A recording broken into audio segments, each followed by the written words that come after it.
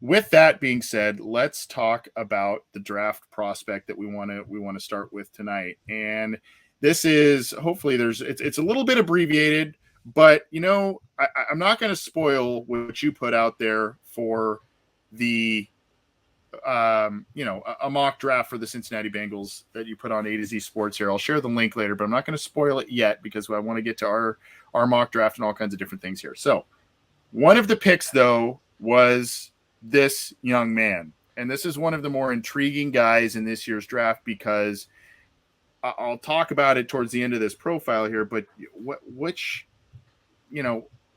how much production was missed and how much, how much production could there have been if not for basically a generational talent in front of him. And of course, we are talking about Roschon Johnson, I hate to say backup because he's not, I mean, talent wise shows otherwise, but you see here he is 6'2, 222. He's a senior. He's 22 years old. A lot of twos, 22 years old, 222, 6'2", senior. Just turned 22, so not overly old here.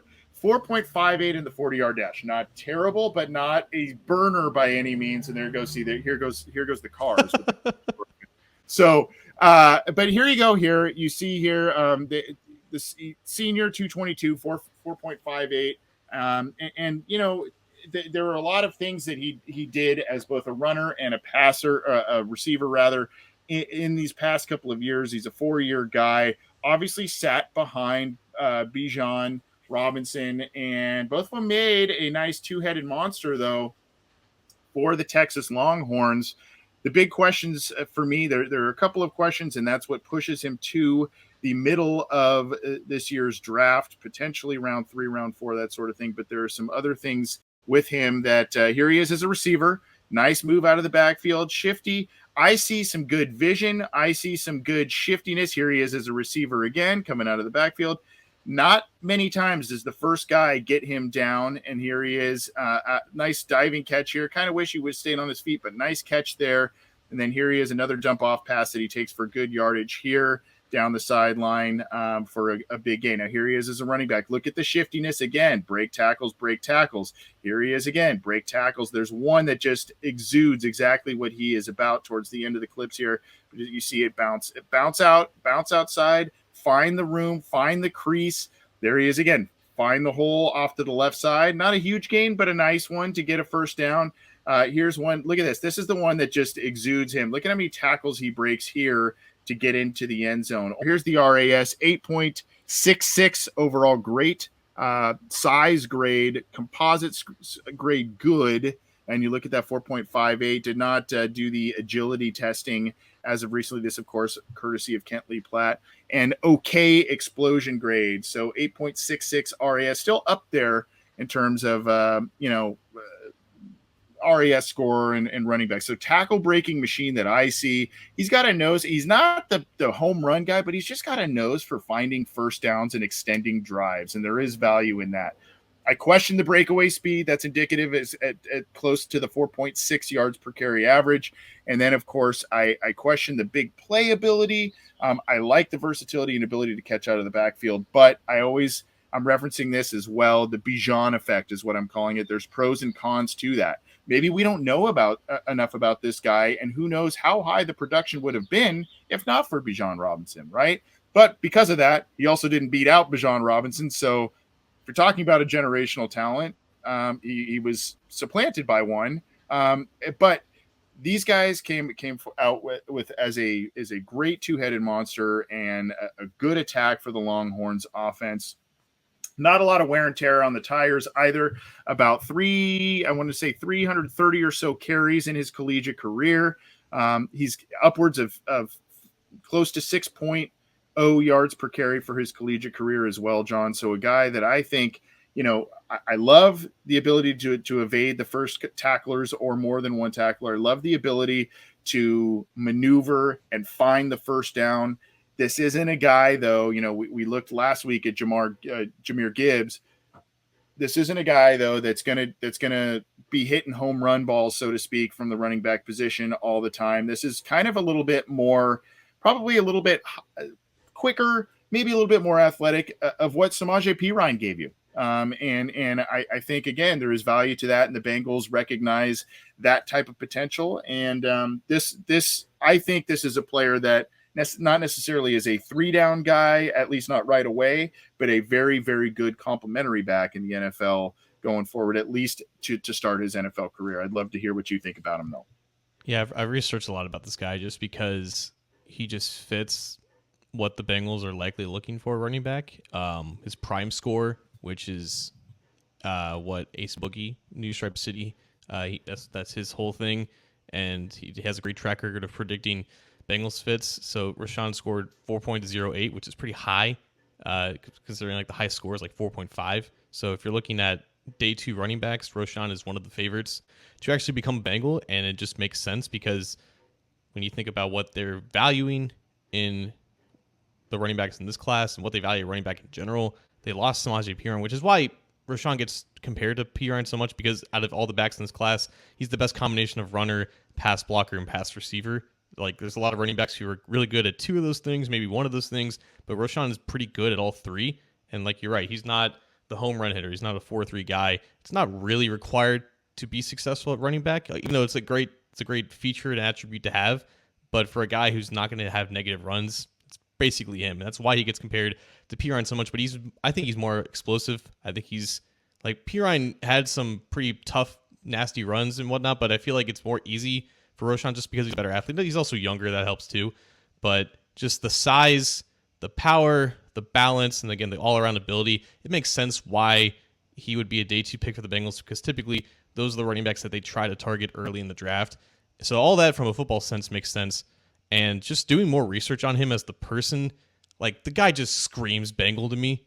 Like, he was born, I think, on the border between Louisiana and Texas, but he was always a diehard Texas Longhorns fan. He was the first commit to the 2019 recruiting class as a dual threat quarterback back in 2017. So he had a dream of playing in Austin, playing for the Burnt Orange. He was going to compete behind like Sam Ellinger in like 2019. He enrolled early. He graduated high school early to get there, to go through the program and everything. But they had injuries at running back, so he switches positions. So he has this dream of playing for Texas, right? And he's a dual threat quarterback. He's a pretty good one. He's a 4-star recruit, and then he switches positions right before he gets to the program and everything. And then Bijan Robinson comes like a year later, and he's always behind him, right? He's productive as a freshman, and he's projected to take a next step, but they get this guy, Bijan Robinson, like you said, a generational talent at running back, and he just stays there, right? Like, most guys in this position would transfer to try to get a better opportunity, and I don't blame any of those players, because try to get your bag, man. Try to get the best opportunity to get drafted early because you have that talent. But he decided to stick around at the college that he loved, at the college that he wanted to go there forever as a child, and he just stayed the course, never had more than 96 carries after that freshman year that had a lot of promise. And to think, after all of that, to just being great spirits throughout, just a great practice guy, a great locker room guy, like everything that the coaches, Sarkisian, say about him is just, it raves his character. It just makes so much sense the Bengals would fall in love with this guy. Yeah, almost 2,200 rushing yards in his career. 649 of those came as a freshman. Never really he got 569 as a junior in 21, 554. And then of course, the COVID year, they did play 10 games that year in 2020, but that shortened things. So he really, kind of, as you mentioned, drew a little bit of the short end of the stick and kind of did so and rolled with it pretty well. And you look at the receiving yards here, actually the second best receiving numbers came in 2022, 14 catches, 128 yards, did have a touchdown reception, 3 total touchdown receptions in his career. So some versatility. Again, it's kind of one of those guys where I don't know that he's always going to just, absolutely jump off the tape with these big long runs like we saw with Jahmyr Gibbs when we previewed him last week. It's not the same player, but there's still a lot of value in a guy like this that can, avoid tacklers, find the crease, get the first down, extend the drive, and make sure that a drive is not a punt, not a field goal, but get you closer to the end zone. And oh, by the way, as he gets towards the end zone, you notice, that was close to the red zone, that final run there where he was just bouncing off about 8 different guys. One guy tried to tackle him twice on the same play, that poor guy. But, you see that and you go, well, there's the value in the red zone and goal line situations when you don't want to waste, 3 plays trying to just punch it in from 1 yard out. You want to get it in on that first try. This is a guy that could potentially do that pretty easily. So where would you take him? Because he's projected to go somewhere. Uh-oh. We might have lost John there. We'll have to get him back. He asked the question, though, where I would take him. That's where I have some difficulty with Roschon Johnson. I have some difficulty with him. I don't know what happened to you, but What the hell? Yeah. Come on, StreamYard. Yeah. I don't know exactly where I would take him, because it feels like, in some respects, because of the lack of production, because of, him basically being a backup running back, for a lack of better terms, it's hard to justify, and the positional value, it's hard to justify a guy like that in round 3, right? Even if it's in the back of round 3, it's hard to justify that. But if he's a guy that you feel can be a heavy rotational back, if he's a guy that you feel can do all of the things and then some that Samaje Perine gave you, maybe you feel that I didn't hone in on that because I didn't see a ton of it with the pass blocking prowess. I didn't find a ton of it on tape in the limited scouring that I did. I saw a couple times where he would get in there. They would do kind of the wishbone type of formation, quarterback and shotgun formation, 2 running backs on each side of him, and he would run up to the pile and block for Bijan. I saw a couple of those plays. So, I mean, there are a lot of things with this guy that I think the Bengals staff would love. Talent, yes, but character and what he's willing to do as a team player, so to speak, I think there's a lot of things to like there. This is just one of the things that maybe coaches, maybe staffs just like him more than what the production says and what us dummies here talking, jabbing on these shows talk about, right? I mean, I could see him going in the 3rd round. I could see him going middle of day 3. And I could see the explanation of both. And again, I point to that quote unquote Bijan effect that would makes this really, really hard to predict. Yeah, I had him going in my mock. I had the Bengals trading back out of the 2nd round a few spots into the 3rd round and taking Roshan, just because the players that you think won't go that early, the players who do go early, are because coaches favored, right? Guys who just acclimate within whatever scheme and locker room that they have perfectly. And I feel like that's the fit here. I think he's one of their top 5 running backs in this class. I think he's probably right behind Zach Charbonnet. Yeah, like I think he just checks all the boxes, and like 392 career carries because he's never been a starter. It's worrisome, but like again, like wear and tear or a lack of being overworked in college. That's been something the Bengals value, right? Like Jeremy Hill, Joe Mixon, Giovanni Bernard, never have they invested such a high pick in a running back that's kind of been ran into the ground. So I feel like him having fresh legs and staying the course and doing all the right things at Texas, I think that speaks volumes to them. I don't know for sure if they have interest, but it just seems like he's checking all the boxes, and especially because of the size. A lot of these running backs are small, and he's tall, he's big. Yeah, he's not 6'2", by the way. I think he measured at 6 foot at his combine pro day. He might have been 6'2" at like Texas or whatever, but still tall. Okay.